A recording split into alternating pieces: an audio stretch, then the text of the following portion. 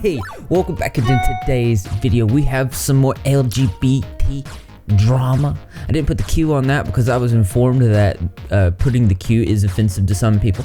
My apologies for that. I did not know, but it looks like Chase Ross has finally responded with this. It's a long apology note. I'm not going to go over every little detail, but I'm rather going to go over the most important parts of this, but I am going to put it in the description below so you guys can check it out. I want to apologize for the amount of time it has taken me to write this apology explanation document. I needed time to process all of this and unfortunately was unable to actively engage as this was happening. I've talked about this for many years about when something happens, I need to step back and process the events because my brain needs time to catch up. He goes on to say, he thinks that there's been very large miscommunications on certain things. Right now, he wants to focus on the apology personally to Aaron. He says, I am truly sorry that I did not feel like you were able to come to me when you had concerns. I genuinely did not realize that you felt the way that you did. I'm sorry I did not give you the space to express yourself. I felt as though we had a very open and honest relationship, and I opened up to you often and told you about my darkest thoughts and things I feared the most. I really thought it was an open space. I'm so sorry that this was building inside of you to the point where you needed to expose it on social media. And even more sorry that you were unable to share it with me with the fear of me being non-responsive and dismissive. I want to apologize a million times over, but I don't know if there's a sufficient way to apologize. It has cut you so deep, and now I'm feeling and seeing how deep this is. I'm sorry, it doesn't undo anything, but I am truly and deeply honestly sorry to have hurt you so. We're gonna go over to Aaron and Sweeney's Twitter and see how he feels about this. He said, the entire apology has highlighted how he treats me, his workers, my girlfriend, and the harm he's done, the consequences his actions have had on others, on the community, as though they are less important to him. I'm sorry. I'm sure this took him a long time to write, and I'd like to think his intentions are not malicious here, but his efforts are that of a self-preservation and not of an actual remorse for his actions. And he continues to manipulate offline. Saying you're sorry online, then doing everything in your power to continue to sway people and manipulate them into doubting and hating me behind closed doors, making sure other creators don't trust me, friends don't like me, lying about me when I can still hear it is still abusive. These people have also been my friends too. I continue to receive my fair share of, hey, heads up, there's this thing heading your way. So literally just instead of writing this long thing, try actually stopping abusing me.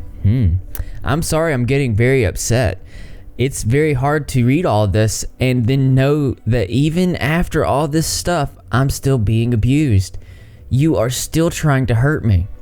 Keep my name out of your mouth, and if I'm not there to defend myself, at least everything I've said, I have said openly, in a space where I cannot lie, and I am held accountable for my word.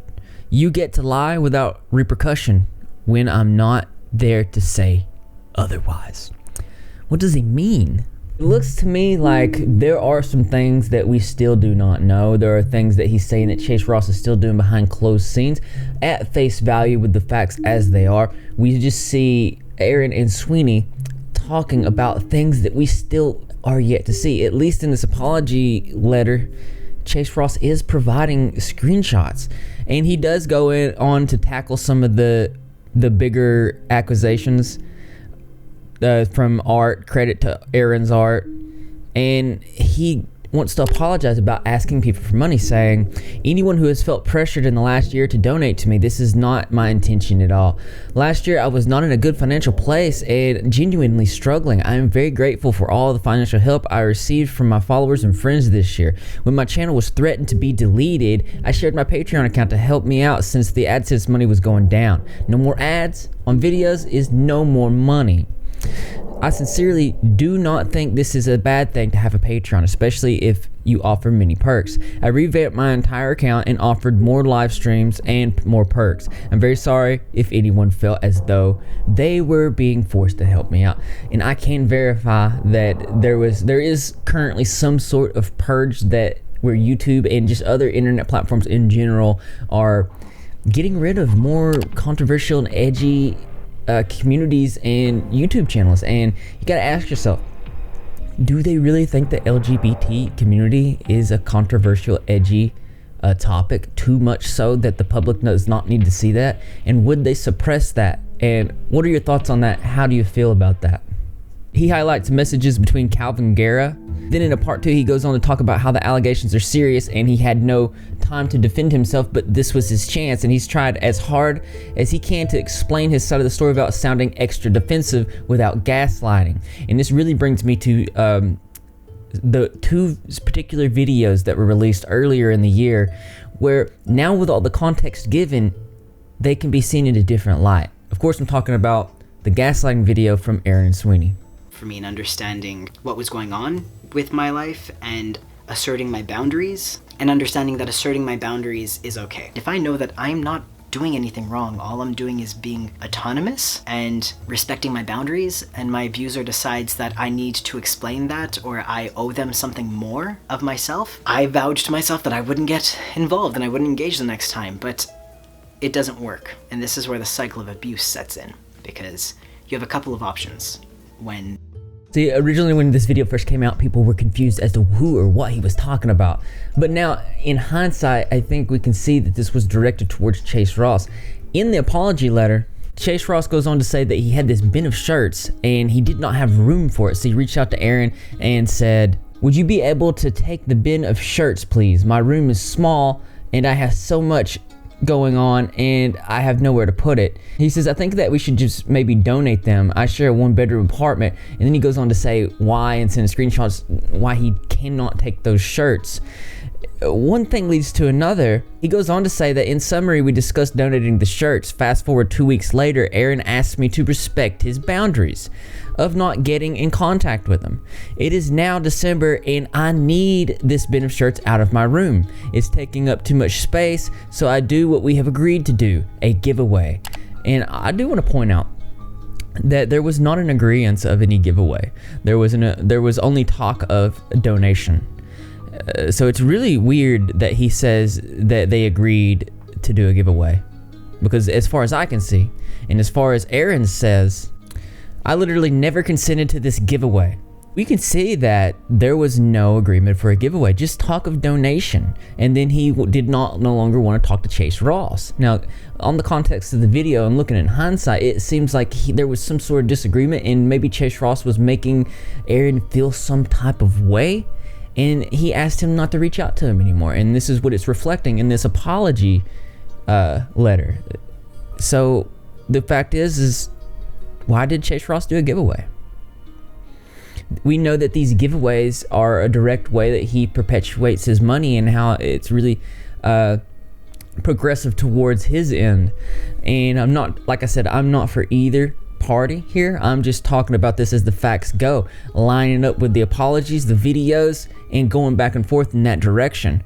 I'm not going to be able to fit everything, and I do encourage you to use your own investigative superpowers and read through this apology, back it up with Aaron's tweets that are currently coming out in real time, and then let me know how you feel in the comments section before. You've probably already done this, but I like hearing your insights on these. He closes off the letter with 4 main facts. Number 1 being, I love investing time in giveaways, and then talks about how he can feel the impact of what it is that he's doing and how much these giveaways are very stressful, and I guess I talk about them too much, but to me they're worth it because of how many people they help.